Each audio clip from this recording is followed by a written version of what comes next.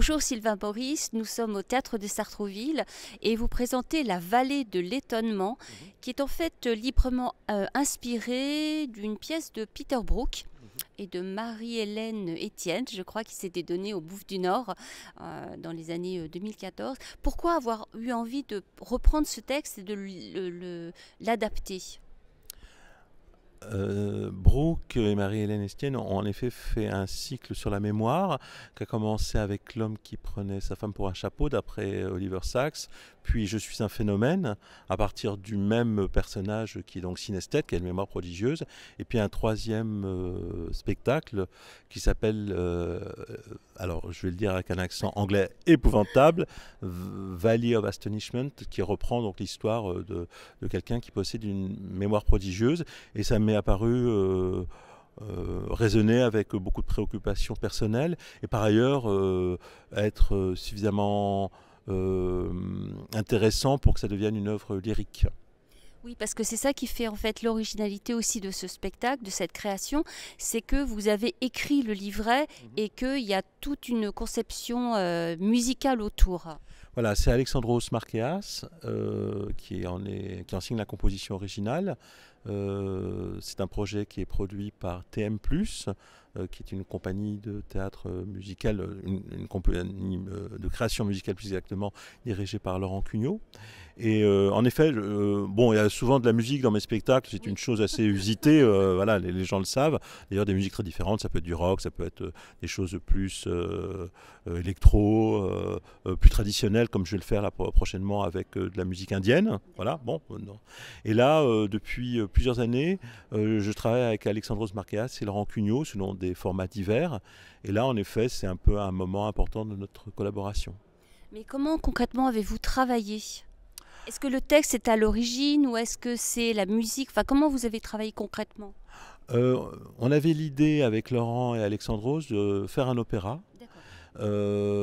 Et moi, j'avais vu cette pièce donc, au Bouffe du Nord qui était proposée en anglais, ça n'était pas joué en français.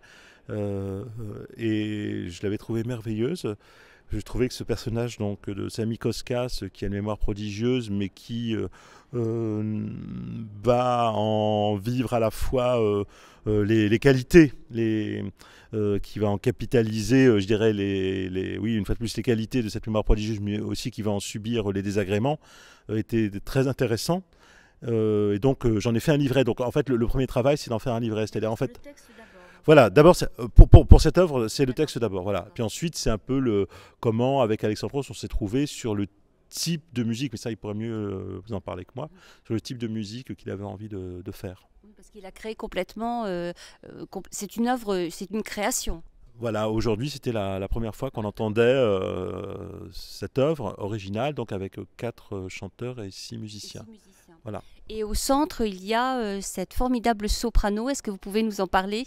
Oui, alors Agathe Perra, voilà, qui est une musicienne, une chanteuse formidable, qui m'a été présentée par Laurent, mais aussi qui avait travaillé avec d'autres personnes que je connaissais, notamment Alban Darche, qui avait signé un spectacle que j'avais fait avec Jeanne Haddad, d'après Edgar Poe, il y a quelques années. Donc, comme quoi le théâtre musical est une chose ancienne dans ma pratique. Oui, Agathe Perra, bah, écoutez, elle porte le rôle de Sami Koskas et elle le porte, de mon point de vue, vraiment avec beaucoup de talent. C'est un personnage qui se métamorphose, en fait. On pourrait dire que c'est l'histoire de quelqu'un qui ne sait pas qu'il a cette mémoire et on lui apprend et ça lui joue des tours. On en fait une sorte de bête de foire, hein. Voilà, ça fait un peu penser à un freak show pour employer un terme américain comme ça. Il est exhibé en public et c'est l'occasion d'un craquage. D'abord parce que l'exercice de mnémosiste comme ça devient créer une tension psychique ou mentale trop importante, mais surtout c'est l'occasion en fait pour lui tout d'un coup que la mémoire revienne, et donc on pourrait dire que la pièce oppose au fond 2 types de mémoire, même si c'est très simplificateur de le dire ainsi, mais oppose 2 types de mémoire. Une mémoire, je dirais, qui est plutôt la mémoire au sens de la performance, de la capacité d'emmagasiner des informations un peu comme le fait un disque dur d'ordinateur, pour une image très simple. Et puis la mémoire plus intime, plus psychique, on va dire, qui nous relie tout à chacun. Et donc en fait, ce personnage, et ça c'est une chose que j'ai accentuée par rapport à l'œuvre initiale de Peter Brook et de Marie-Hélène Estienne, le personnage va apprendre en quelque sorte à ses dépens, retrouver des souvenirs enfouis au plus profond de lui-même. Des souvenirs douloureux, voilà, des souvenirs douloureux, mais en fait, le paradoxe, c'est qu'en fait, vaut mieux se souvenir de souvenirs douloureux que de ne pas se souvenir. Ouais. Je dirais, il y a deux types de mémoire, et cette mémoire douloureuse est une mémoire vivante, c'est une mémoire qui a créé la personnalité. Aussi, voilà. Et qui crée son humanité, en fait, et qui lui permet, au fond, en fait, le fait de se ressouvenir le libère, en quelque sorte, quoi. Et vous disiez que c'était un thème qui vous intéressait. Est-ce qu'on peut creuser un petit peu? Oh, ben, moi j'ai toujours raconté des histoires d'enfants enfin c'est un des grands thèmes de mon travail, parmi tant d'autres, mais j'ai beaucoup là par exemple c'est un personnage qui fait un peu penser à Ernesto dans La pluie d'été de Marguerite Duras que j'ai mis en scène dans deux versions différentes, où je dirais, pour employer un terme un peu à la mode mais qui est un peu compliqué peut-être à définir, qui est un enfant résilient comme ça, bon. Et là, on peut dire que Samy est un peu dans cette lignée-là de quelqu'un qui se construit de façon paradoxale. C'est-à-dire que cet enfant qui soigne les adultes, c'est ça qu'il avait oublié, qui soigne en l'occurrence sa maman.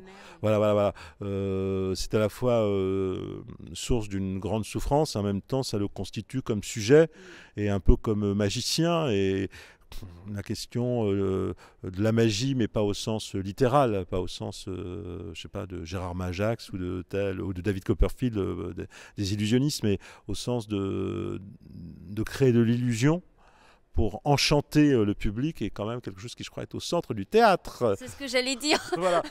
En tout cas, moi, c'est... Vous-même, vous étiez aussi cet enfant qui crée des choses, Voilà. C'est-à-dire qu'il y a probablement l'envie d'être un peu, qui est quelque chose très immodestement, une forme d'autoportrait, oui, probablement. Et donc il y a très peu de dates en fait à Sartrouville. Oui, bah alors bon, c'est un spectacle qui a été créé. Parce qu'il y a quand même beaucoup de travail.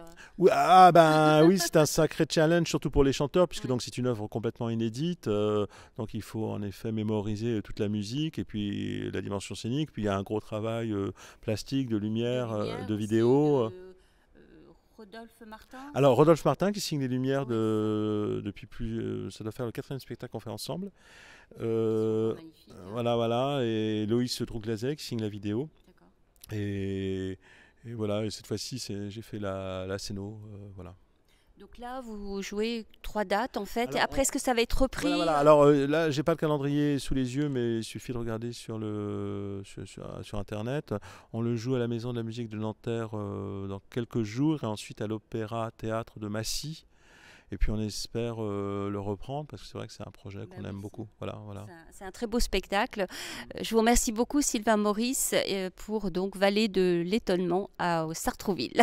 Voilà, merci beaucoup Marie-Laure. Au revoir. À bientôt.